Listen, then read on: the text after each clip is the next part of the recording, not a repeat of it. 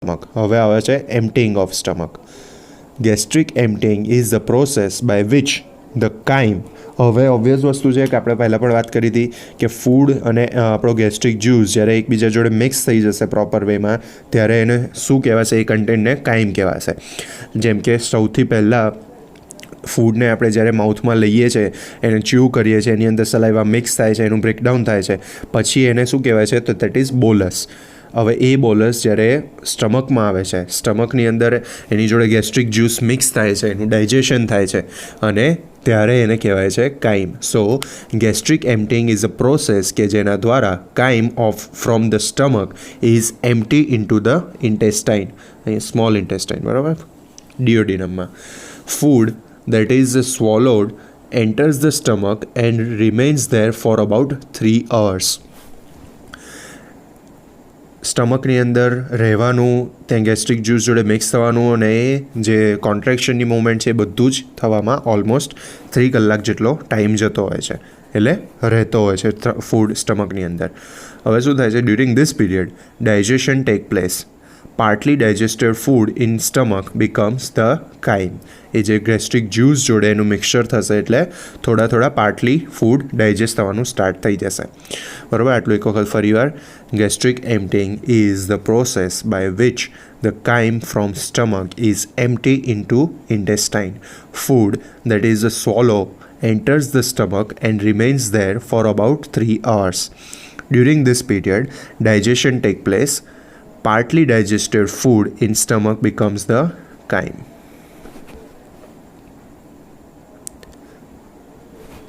So, હવે chyme શું છે? Chyme is a semi-solid mass of partly digested food that is formed in the stomach. It is acidic in nature. Obvious વસ્તુ છે because of gastric juice.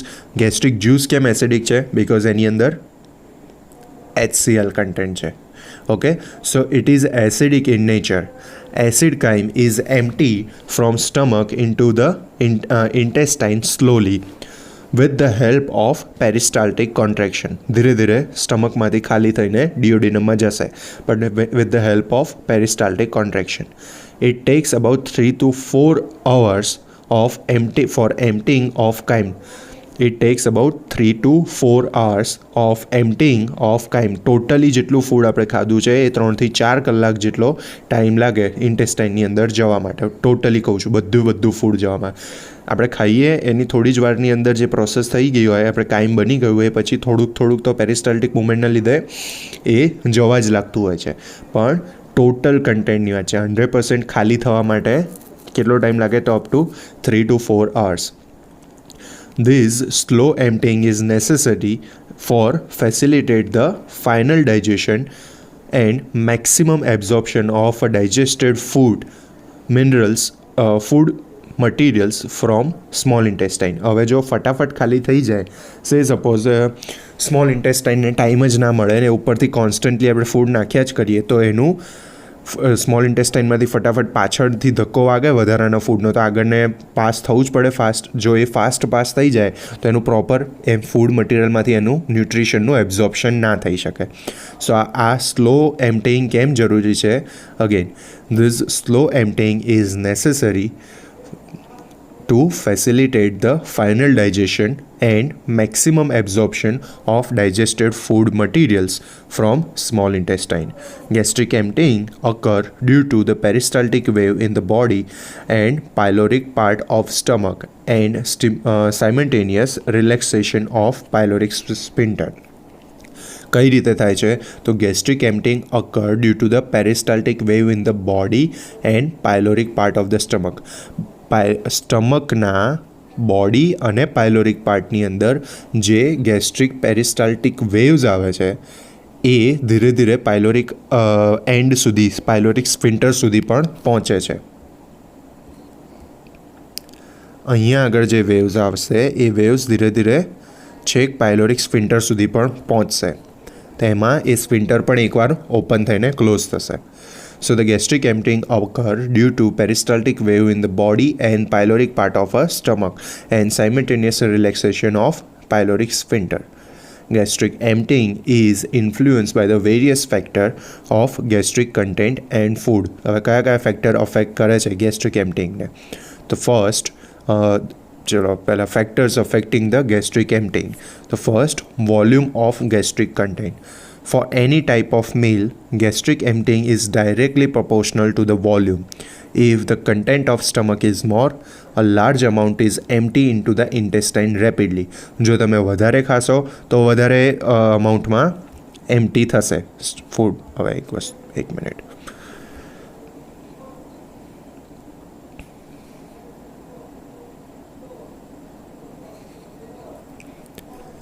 જો અહીંયા આગળ થોડાક જ અમાઉન્ટમાં કન્ટેન્ટ રહેલું હશે તો એક પેરિસ્ટાલ્ટિક મૂવમેન્ટની અંદર થોડું જય રાખશે. બટ એની જગ્યાએ તમે હવે વિચારો કે તમે બહુ જ બધું ફૂડ લીધેલું છે, તો ઓબ્વિયસ વસ્તુ છે એક પેરિસ્ટાલ્ટિક મૂવમેન્ટ વખતે જે ફૂડ એમ્પ્ટી થશે એનું પણ પ્રપોર્શન વધારે હશે. એટલા માટે એવું કહે છે કે ગેસ્ટ્રિક એમ્પટીંગનો rate directly proportional to the volume, કે જેટલું ખાધું છે એની ઉપર આધાર છે. વધારે ખાધું હશે તો વધારે જલ્દી empty થશે. For any type of meal, gastric emptying is directly proportional to the volume. If the content of stomach is more, the large amount is empty into the intestine rapidly. Consistency of gastric content. Emptying of stomach depend upon the consistency, એટલે કે density, એની કેટલું ઘટ્ટ ખાધું છે આપણે એની વાત છે, of content. Liquids, particularly the inert liquid like a water, leaves the stomach rapidly. Solid leave the stomach only after being converted into the fluid or semi-fluid. Undigested solid particles are not easily empty.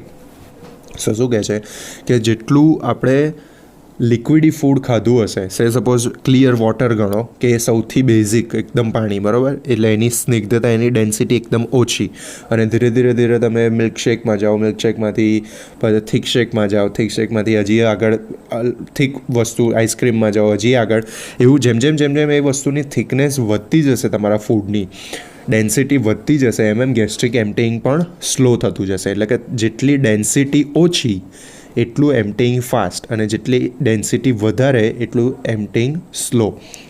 ફરી વખત, emptying of stomach depends upon the consistency, એટલે કે degree of density of content. Liquid, particularly the inert liquid like a water, leaves the stomach rapidly. Solid leaves the stomach only after being converted into fluid or semi-fluid. Undigested solid particles are not easily emptied. Next is a chemical composition. Chemical composition of the food also plays an important role in emptying of the stomach. કઈ રીતે? Carbohydrates are emptying faster than the proteins. Proteins are empty faster than the fat. Thus, the fat are empty very slow.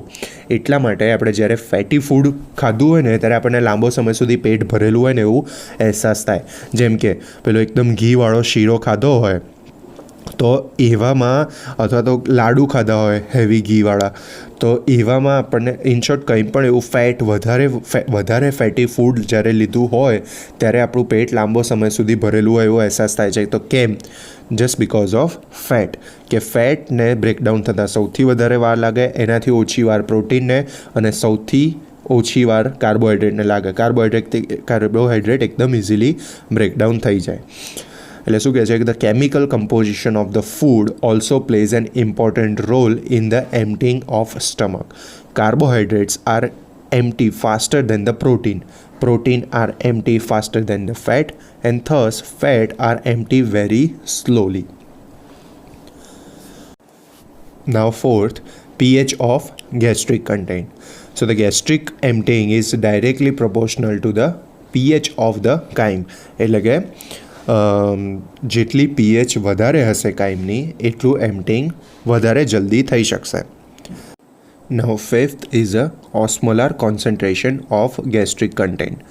So the gastric content which is isotonic to blood, isotonic એટલે neutral, કે બ્લડની અને એની ટોનિસિટી neutral બંને સમાન છે, leaves the stomach rapidly than the hypotonic or hypertonic content. એટલે in short આ ઓસ્મોલારિટીની કમ્પેરમાં જોવા જઈએ તો જેમાં ઓસ્મોલારિટી બ્લડની એકદમ અને એની એકદમ સિમિલર હોય એવા આઇસોટોનિક જો હશે કન્ટેન્ટ તો એ ઇઝીલી કન્ટેન્ટ એમ્પ્ટી થઈ શકશે. જો ઓછું અથવા તો વધારે હશે ટોનિસિટી તો એ બંનેને મેનેજ કરતાં વાર લાગશે, બરાબર. પહેલાં આઇસોટોનિક જેવું થશે અને પછી એમ્પ્ટી થશે. હવે ટોનિસિટીની જ્યારે વાત આવે ને તો એક વસ્તુ યાદ રાખવાની કે બ્લડની કમ્પેરમાં વાત થાય છે. તો એક મિનિટ, એક ફિગર સરસ છે, let me show you. Isotonic. This is the definition of isotonic.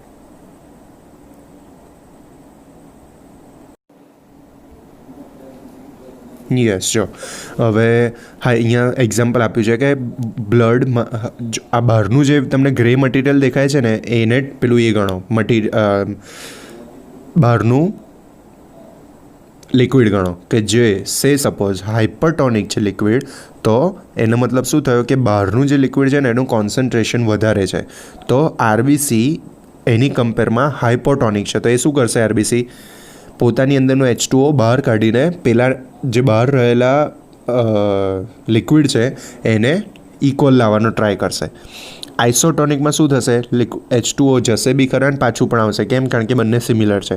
હવે સપોઝ હાઇપોટોનિક છે એટલે બહારની સાંદ્રતા ઓછી છે, તો એમાં શું થશે કે બહાર રહેલું H2O એ અંદરની સાઈડ આવશે, આરબીસીની અંદર આવશે.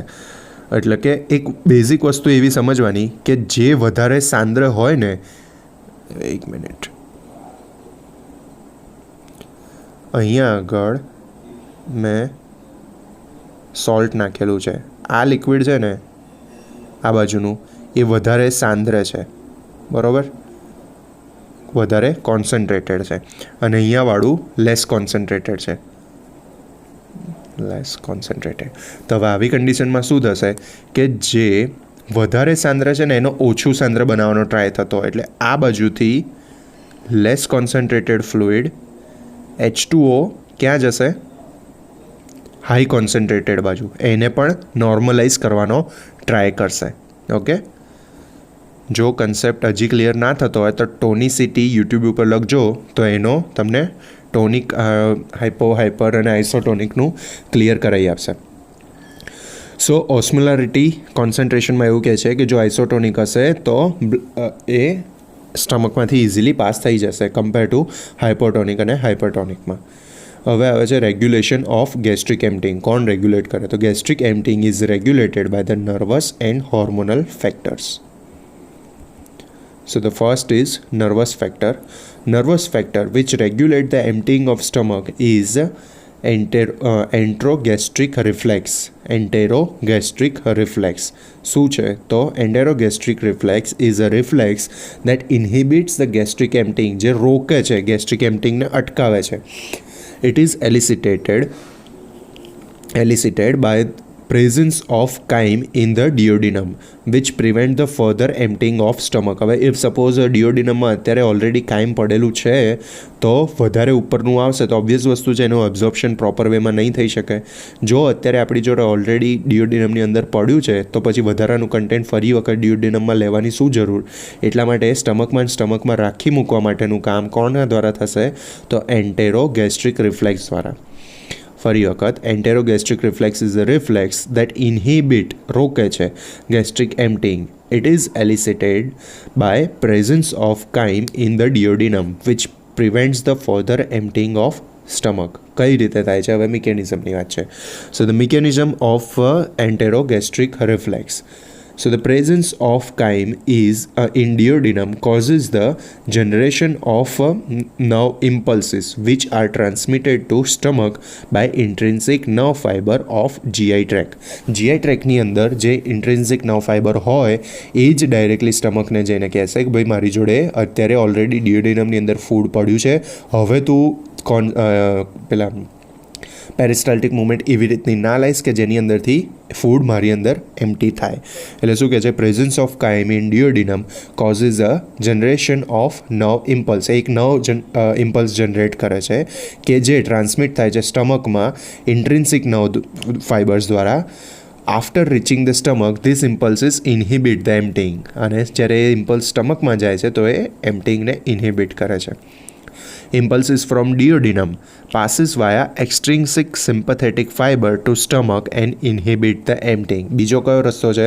તો impulses from duodenum passes via the extrinsic sympathetic fibers to stomach and inhibit કરે છે. થર્ડ વે કઈ રીતે?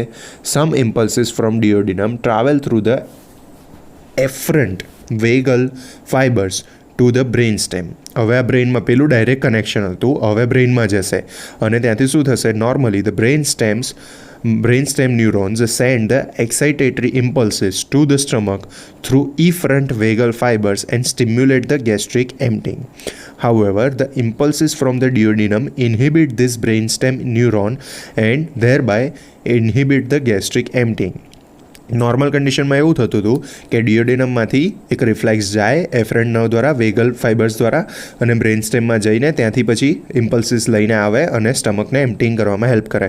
પણ જો ઓલરેડી ત્યાં આગળ ફૂડ પડ્યું છે તો આ ઇન્હિબિટ થશે આ process. Okay. Factor which initiate the enterogastric reflex: duodenal distension, irritation of duodenal mucosa, acidity of chyme, osmolarity of chyme, breakdown products of protein and fat. તો કયા કયા કારણની લીધે આપણું ગેસ્ટ્રિક એમ્પ્ટિંગ ઓછું થશે? તો એક તો ડિયોડિનમ ડિસ્ટન્ટ થયું હોય, ઓબ્વિયસલી અંદર ફૂડ હોય ત્યારે ડિયોડિનમ ડિસ્ટન્ટ થતું હોય. ઇરિટેશન ઓફ ડિયોડિનલ મ્યુકોઝા, કોઈ કારણસર ડિયોડિનલ મ્યુકોઝાની ઇરિટેશન થાય છે. એસિડિટી ઓફ કાઇમની એસિડિટી બહુ જ વધારે હોય તો વધારે એસિડિક છે કાઇમ, અને ફરીથી ઉપરથી જો બીજું કાઇમ આવશે તો ઓબ્વિયસલી ડિયોડિનમની વોલને એને વધારે એસિડિક હોય તો નુકસાન થઈ શકે છે. Next, osmolarity of chyme, breakdown product of protein and fat. હવે આ વાત થઈ અત્યાર સુધીની આપણે એન્ટેરોગેસ્ટ્રિક રિફ્લેક્સની. હવે એટલે નર્વસ ફેક્ટર હતું, હવે આવે છે hormonal factor. When the acid chyme enters the duodenal mucosa releases some hormones which enter the stomach through the blood and inhibit the motility of stomach. પેલું નર્વસ સિસ્ટમથી જતું હતું, હવે હોર્મોન્સ કયા કયા છે? તો hormones ઇન્હિબિટિંગ the gastric motility and એમ્પ્ટિંગ. તો એમાં આવશે 1 VIP, that is vasoactive intestinal peptide. Second, GIP, gastric inhibitory peptide. Third, secretin. Fourth, cholecystokinin. Fifth, somatostatin. અને સિક્સ્થ, peptide YY. આ યાદ રાખવા પડશે. VIP stand for vasoactive intestinal peptide. GIP stand for gastric inhibitory peptide. Third, secretin. Fourth, cholecystokinin. Fifth, somatostatin અને YY peptide. Okay, so now comes the applied physiology, એટલે કે abnormal gastric emptying. So next આવે છે applied physiology, abnormal gastric emptying. આપણે normal જોયું, હવે problem કઈ કઈ રીતે થઈ શકે. તો first, gastric dumping syndrome. Gastric dumping syndrome or rapid gastric emptying is a condition characterized by the upper abdominal weight. હવે અહીંયા શું કહે છે? પહેલી જ લાઈન જો, gastric dumping syndrome or rapid gastric emptying. ફટાફટ ગેસ્ટ્રિક એમનું એમ્પ્ટિંગ થઈ જાય ગેસ્ટ્રિક કન્ટેન્ટ, એટલે કાયમ ફટાફટ એમ્પ્ટી થઈ જતું હોય ડિયોડિનમની અંદર. તો એનો એક વસ્તુ આપણે જાણી શકીએ કે કાયમ પ્રોપર ફોર્મ થશે જ નહીં, અને જો વધારે ફાસ્ટ થશે તો ડિયોડિનમ ઉપર પણ એક પછી એક વધારે લોડ આવશે, અને એવી કન્ડિશનની અંદર શું થઈ શકે? તો આ ડાયજેસ્ટ થયા વગરનું ફૂડ આગળ જઈ શકે. બરાબર, આ બેઝિક વસ્તુ. તો આપણે શું કહે છે? Gastric dumping syndrome or rapid gastric emptying is a condition characterize by the series of upper abdominal symptoms. It is due to the rapid or quick dumping of undigested food from stomach into the jejunum. It occurs in patients following the partial gastrectomy, એટલે કે removal of stomach partially કરેલું હોય. ગેસ્ટ્રેક્ટોમી એટલે અડધું stomach કાપી નાખેલું હોય, એટલે એનો પાર્ટ નાનો કરી દીધેલો હોય. ઓર ગેસ્ટ્રોએન્ટ્રોસ્ટોમી એટલે કે ગેસ્ટ્રિક બાયપાસ સર્જરી કરેલી હોય. હવે the rapid gastric emptying may begin immediately after taking meals. તરત જ થઈ જાય, જેવું ખાઓ એવું તરત ને તરત પાસ થઈ જતું હોય, એટલે એને કહેવાય early dumping. Or about a few hours after taking meal. આમ તો 3 કલાકે પૂરેપૂરું પૂરું થવું જોઈએ. તો જો તરત થઈ જતું હોય તો તેને અર્લી ડમ્પિંગ કહેવાય, અને મોડા થતું હોય તો થોડો ટાઈમ લેતું હોય તો દેટ ઇઝ લેટ ડમ્પિંગને કહેવાય. કોઝિસમાં આવશે ગેસ્ટ્રિક સર્જરી કરાવી હોય તો, બાકી ઝોલિન્જર એલિસન સિન્ડ્રોમ હોય એટલે કે રેડ, એને શું છે તો rare disorder due to severe peptic ulcer and gastric secreting tumour in the pancreas. Symptoms of early dumping તો નોઝિયા એન્ડ વોમિટિંગ, બ્લોટિંગ એટલે કે increase in the abdominal volume with the filling of abdominal fullness and tightness, આપણું પેટ ફૂલી ગયું એવું લાગે, diarrhoea, sweating and weakness, fatigue and dizziness, fainting and palpitation, fainting એટલે આમ બેભાન થઈ જવાય એવી કન્ડિશન, અને પાલ્પિટેશન ધબકારા ફીલ થાય, સેન્સેશન ઓફ હાર્ટબીટ. આ અર્લીના હતા, બરાબર, અર્લી ડમ્પિંગના. લેટના શું હોય છે તો હાઇપોગ્લાઇસેમિયા, સ્વેટિંગ એન્ડ વીકનેસ અને dizziness. So the next is gastroparesis. Gastroparesis is a chronic disorder characterized by the delayed gastric emptying. It usually occurs as a secondary disorder precipitated by the primary cause. એ પોતે main disease નથી, but બીજા કોઈક ડિઝીઝના લીધે આ વસ્તુ થવાની શક્યતા છે. શું થાય છે? Gastroparesis is a chronic disorder characterize by delay gastric emptying. એટલે ફૂડ પેલું આપણે જે આગળ જોયું એ ત્યાંનું ત્યાં વહેલું એમ્પ્ટી થઈ જતું હતું, અર્લી ડમ્પિંગ થતું હતું. અહીંયા આગળ લેટ થાય છે, જે 3 થી 4 કલાકમાં થઈ જવું જોઈએ એનાથી પણ લેટ થાય છે. So it is usually occur as a secondary disorder precipitated by primary cause. કયા પ્રાઇમરી કોઝ હશે તો diabetes mellitus, post surgical complication, motility disorder, gastric infection, metabolic or endocrine disorder અને decrease in the mesenteric ganglia કે જે rare છે.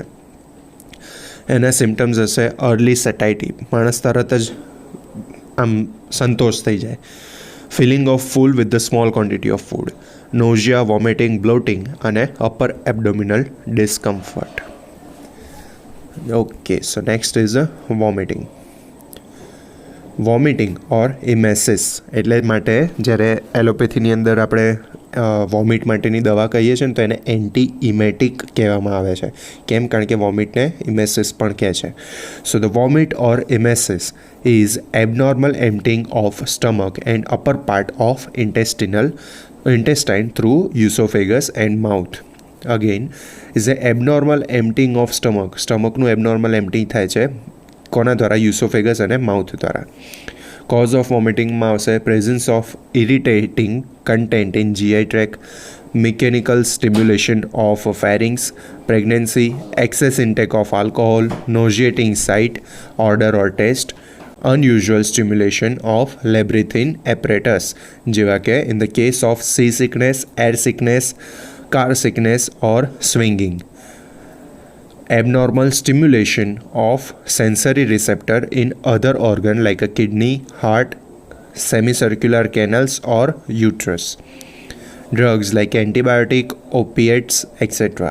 Any gastric or gastrointestinal disorder, acute infection like a urinary tract infection, influenza, etc. Metabolic disturbances like carbohydrate starvation and ketosis, uremia, ketoacidosis and હાઇપરકેલ્શિયમિયા. આવી કન્ડિશન્સની અંદર પણ vomiting થવાની શક્યતાઓ છે, causes છે એના. હવે કઈ રીતે થાય છે તો મિકેનિઝમ ઓફ વોમિટિંગ. તો first, nausea. Vomiting is always preceded by nausea. શરૂઆતમાં આપણને ઉપકા આવતા હોય, નોઝિયા આવતા હોય. Nausea is a unpleasant sensation which induce the desire for vomit. It is characterized by the secretion of large amount of saliva contain more amount of mucus. શરૂઆત કઈ રીતે થાય છે નોઝિયાની? તો એની અંદર સલાઈવાનું સિક્રેશન વધી જાય છે મોઢાની અંદર, કે જેની અંદર મ્યુકસ કન્ટેન્ટ વધારે પ્રમાણમાં હોય છે. પછી આવે છે retching. Strong involuntary movement in the gastrointestinal tract which start even before the actual vomiting. હવે એકદમ સ્ટ્રોંગ મૂવમેન્ટ થતી હોય એની અંદર કે જે આપણા હાથમાં નથી, that is why it is called the involuntary. Strong involuntary movements in the gastrointestinal tract which start even before the actual vomiting. This movement intensify the filling of vomit. આનાથી વોમિટની ફિલિંગ વધી જતી હોય છે. This condition is called the retching, એટલે કે try to vomit. And vomit occurs few minute after this. ઉબકા ધીરે ધીરે વધતા જાય પેટમાં, જેમ આમ કોન્ટ્રેક્શન વધતું જાય અને પછી વોમિટ કરવાનું સ્ટાર્ટ થાય છે, એટલે આવે છે act of vomit. The act of vomit involves a series of movements that take place in the GI tract. Sequence of event. First આવશે beginning of antiperistalsis. એન્ટીપેરિસ્ટાલ્સિસ. પેરિસ્ટાલ્સિસ કોને કીધું? કે જે વેવ્સ મૂવમેન્ટ ઉપરથી નીચેની તરફ જતી હોય. બોરલ આપણે વાત કરી હતી બરાબર, કે માઉથથી અવે એટલે ઉપરથી નીચેની સાઈડ જતી હોય એને મૂવમેન્ટને પેરિસ્ટાલ્સિક મૂવમેન્ટ કહેવાય. હવે જો એની ઓપોઝિટમાં થતું હોય એટલે કે નીચેથી ઉપરની સાઈડ આવતું હોય તો એને કહેવાશે એન્ટીપેરિસ્ટાલ્સિસ. એટલે કે beginning of antiperistalsis which runs from ileum towards the mouth through the intestine, pushing the intestinal content into the stomach. Within a few minutes, velocity of antiperistalsis is about a 2 to 3 centimeter per second. Velocity ની speed કેટલી હોય છે, કેટલી fast peristaltic movement ઉપર જતી હોય છે, તો it is about 2 to 3 centimetre per second. હવે સેકન્ડ આવે છે deep inspiration follow by temporary cessation of breathing. એક મોટું ઇન્સ્પાયરેશન લેવામાં આવશે. કેમ? કારણ કે હવે ઓબ્વિયસલી એપિગ્લોટિસ ઓપન થશે એટલે એવી કન્ડિશનની અંદર બધું કન્ટેન્ટ બહાર આવવાનું હશે તો એ વખતે શ્વાસ લઈ નહીં શકાય, એટલા માટે બોડી પોતાની જાતે એક ડીપ ઇન્સ્પિરેશન લઈ લે છે અને પછી ટેમ્પરરી સિઝેશન ઓફ બ્રીથ, થોડોક ટાઈમ માટે બ્રીધિંગ અટકી જાય છે. Closure of glottis, upward and forward movement of larynx and hyoid bone, elevation of soft palate ઉપર એલિવેટ થઈ જાય છે. કોન્ટ્રેક્શન. કેમ? કારણ કે સોફ્ટ પેલેટ એલિવેટ ના થાય તો જે કન્ટેન્ટ બહાર આવવાનું છે એ ક્યાં જવાની શક્યતા છે? નાકમાં જવાની બી શક્યતા છે બરાબર. નેઝોફેરિંગ્સમાં પણ જઈ શકાય. જો એ ક્લોઝ હોય તો એ સીધું માઉથમાં આવશે. So sixth is a contraction of diaphragm. હવે ડાયાફ્રામ આપણું કોન્ટ્રેક્ટ થશે and abdominal muscles with the characteristic jerk resulting in elevation of intra abdominal pressure. એ પણ કોન્ટ્રેક્ટ થશે, એક જર્ક આવશે કે જેના લીધે આપણું એબડોમિનની અંદર પ્રેશર ક્રિએટ થશે. હવે શું થાય છે તો compression of stomach between diaphragm and abdominal wall leading to raise in the intragastric pressure. હવે એક બાજુથી આપણો ડાયાફ્રામ નીચેની સાઈડ પ્રેસ થાય છે અને એબડોમિનલ વોલ ઉપર સ્ટમક પણ પ્રેસ થાય છે, એટલે એનો મતલબ શું થયો કે ઇન્ટ્રા એબડોમિનલ પ્રેશર એકદમ વધી જાય છે, ઇન્ટ્રાગેસ્ટ્રિક પ્રેશર ઇન્ક્રીઝ થઈ જાય છે. પછી શું થશે કે stimulus relaxation, simultaneous relaxation of lower oesophageal sphincter. હવે એની જોડે જોડે લોઅર યુસોફેજિયલ સ્પિન્ટર રિલેક્સ થાય છે. Oesophagus and upper oesophageal sphincter. એટલે કયા સ્પિન્ટર? તો simultaneous relaxation of lower oesophageal sphincter, oesophagus and upper oesophageal sphincter. ત્રણે ત્રણ વસ્તુ રિલેક્સ થાય છે. હવે forceful expulsion of gastric content, એને કહેવાય છે vomitus, through the oesophagus, pharynx and movements during the act of vomiting throws the vomit, એટલે કે material ejected during vomiting to the exterior through the mouth. હવે માઉથમાંથી બધી જ વસ્તુ બહાર આવી જાય છે. Some of the movements plays a important role by preventing the entry of vomit through other routes and thereby prevent the adverse effect of the vomitus on many structures. સચ એવા હવે કઈ મૂવમેન્ટ તો આપણે ખબર છે જ્યારે ફૂડ લેવાની વાત કરી હતી એ વખતે પણ આપણે જોયું હતું કે ટોટલ 4 પોસિબલ વેઝ છે કે જ્યાં આગળ ફૂડ જઈ શકે. તો એક તો નેઝોફેરિંગ્સ હતું, માઉથ હતું, ટ્રેકિયા હતું અને યુસોફેગસ હતું. તો હવે ઓબ્વિયસ વસ્તુ કે આપણે ફૂડને જ્યારે બહાર કાઢવું છે તો એ પણ બીજા કોઈ પણ રસ્તે ના જવું જોઈએ, તો ત્યાં આગળ પણ મૂવમેન્ટ્સ થવી જ જોઈએ. તો કઈ મૂવમેન્ટ્સ આવશે? તો first, closure of epiglottis and cessation of breath prevents the entry of vomit into the lungs. Glottis બંધ થઈ જાય છે એના લીધે ટ્રેકિયા કવર થઈ જાય છે, તો એ જે આપણી વોમિટ છે એ લંગ્સમાં નથી જતી, એટલે એક રૂટ આ રીતે બંધ થયો. સેકન્ડ રૂટ કઈ રીતે? કે elevation of soft palate prevent the entry of vomitus into the nasopharynx. હવે જે ઉપરનું આપણું સોફ્ટ પેલેટ બંધ થઈ ગયું તો એના લીધે જો સોફ્ટ પેલેટને જે ગ્લોટિસને બધાની મિકેનિઝમ એ આપણે આગળના લેક્ચરમાં એકદમ પ્રોપરલી વિડીયો સાથે જોયેલી છે, તો એ બધી જ વસ્તુ યાદ રાખજો અને ડાયરેક્ટ આ લેક્ચર જોતા હોય તો પહેલાંનો લેક્ચર પૂરા કરજો પછી જ જોજો એમ. યસ, તો elevation of soft palate prevents the entry of vomitus into the નેઝોફેરિંગ્સમાં ઉપર નથી જવા દેતું, અને larynx and hyoid bone moves upwards and forward and are placed in the position rigidly. This causes the dilatation of throat which allows the free exit of vomiters. એટલે કે અંદરનો diameter increase થાય છે અને વોમિટ ઇઝીલી બહાર નીકળી શકે છે. Okay, so next is a vomit reflex. Vomiting reflex.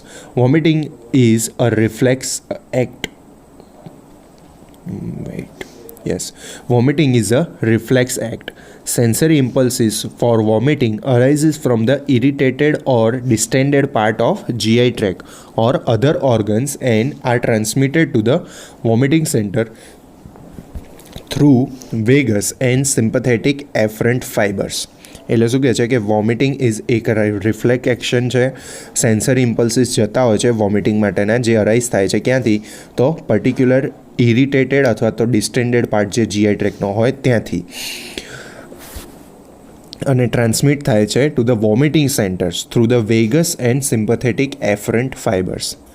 એટલે જ્યારે સપોઝ આપણે જીઆઈ ટ્રેકની અંદર કોઈક ઓર્ગન અથવા તો કોઈ પણ જગ્યા જીઆઈ ટ્રેકનો ડિસ્ટેન્ડ થાય છે અથવા તો ઇરિટેટ થાય છે તો ત્યાંથી એફરન્ટ નર્વ દ્વારા વેગસ અને સિમ્પથેટિક એફરન્ટ ફાઇબર્સ દ્વારા એ વોમિટિંગ સેન્ટરમાં એનું સ્ટિમ્યુલસ પહોંચાડે છે. વોમિટિંગ સેન્ટર્સ ક્યાં આગળ સિચ્યુએટેડ હોય છે, તો it is situated bilaterally into medulla oblongata near the nucleus tractus solitarius. એ મેડ્યુલા ઓબ્લોંગેટાની અંદર બાયલેટરલી બંને બાજુ ક્યાં આગળ ન્યુક્લિયસ ટ્રેક્ટસ સોલિટ્રસની નજીકમાં રહેલા હોય છે. હવે motor impulses from the vomiting centre are transmitted through the fifth, 7th, 9th and 10th and 12th cranial nerve to the upper part of GI tract and through the spinal nerve to diaphragm and abdominal muscles. ક્યાંથી ક્યાં જાય છે એની વાત છે. તો impulses from the vomiting centre કે આવેલા છે મેડ્યુલા ઓબ્લોંગેટાની અંદર, બરાબર, ત્યાંથી આર ટ્રાન્સમિટેડ થ્રુ કઈ જગ્યાએ કઈ નર્વ્સ દ્વારા ટ્રાન્સમિટ થશે, તો 5th, 7th, 9th, 10th અને 12th ક્રેનિયલ નર્વ દ્વારા ક્યાં આગળ, તો to the upper part of GI tract and through the spinal nerve to diaphragm and abdominal muscles. હવે આવે છે centre for vomiting during the motion sickness and vomit induces by the drug. એના centre ક્યાં આગળ રહેલા છે, તો the centre for vomiting during the motion sickness and vomiting induce by the drug such as morphine, apomorphine etcetera is on the floor of the fourth ventricle. હવે આ વસ્તુ particularly fourth વેન્ટ્રિકલના floor ઉપર આવેલા છે. This area is called the chemo receptor trigger zone. આ particular એરિયાને કહે છે chemo receptor trigger zone. During motion sickness, the afferent impulses from the vestibular apparatus reach the vomiting center through this zone. બરાબર, એટલે આ particular આપણે વાત કરી કે જ્યારે મોશન સિકનેસ, જ્યારે જીઆઈ ટ્રેકમાં કોઈ પ્રોબ્લેમ નથી પણ મોશન સિકનેસ અને કોઈ પર્ટિક્યુલર ડ્રગના લીધે જ્યારે થાય છે ત્યારની વાત છે. નેક્સ્ટ શું છે, તો centre for psychic stimuli induce vomiting. એટલે આપણને કંઈક જોઈને અથવા તો સ્મેલથી અથવા તો સાંભળીને કંઈક વોમિટ થવા માંડે, કોકને વોમિટ કરતાં જોઈને આપણે વોમિટ થતી હોય. અત્યારે ઘણાને એટલા બી સેન્સિટિવ હોય કે જો દૂરથી કદાચ કંઈક એવી ગંદી વસ્તુ જોઈ હોય તો પણ વોમિટ થવા માંડે, અવાજ કોક એવો સાંભળવામાં આવી ગયો તો પણ એ વસ્તુ થઈ શકે. એટલે શું કહે છે, centre for vomiting due to the psychic stimuli such as a nauseating odour, sight or noise is in the cerebral cortex. Okay, એ સેરિબ્રલ કોર્ટેક્સમાં આવેલા છે. Okay, so movement of small intestine આપણે નેક્સ્ટ લેક્ચરમાં કવર કરીશું. ત્યાં સુધી always કહું છું, હજી ફરી કહું છું, યુટ્યુબ પર દરેકના વિડીયો જોતા રહેવાના અમુક ટેડ ઉપર ટેડ એજ્યુકેશનના સારા આવે છે. બાકી ક્રેશ કોર્સ કરીને એક ચેનલ છે, એનો પણ વિડીયો, એમાં પણ એજ્યુકેશનલ વિડીયો આપણે પર્ટિક્યુલર તમે ખાલી એટલું લખો ને ડાયજેસ્ટિવ સિસ્ટમ ક્રેશ કોર્સ તો પણ આવશે. ડાયજેસ્ટિવ સિસ્ટમ ઓસ્મોસિસ લખો તો પણ આવશે, કે જેના વિડીયો બહુ જ પ્રોપર લખેલા એનિમેટેડ વિડીયો હોય છે, તો એ પણ જોડે જોવાનું રાખો. Okay, till then bye bye.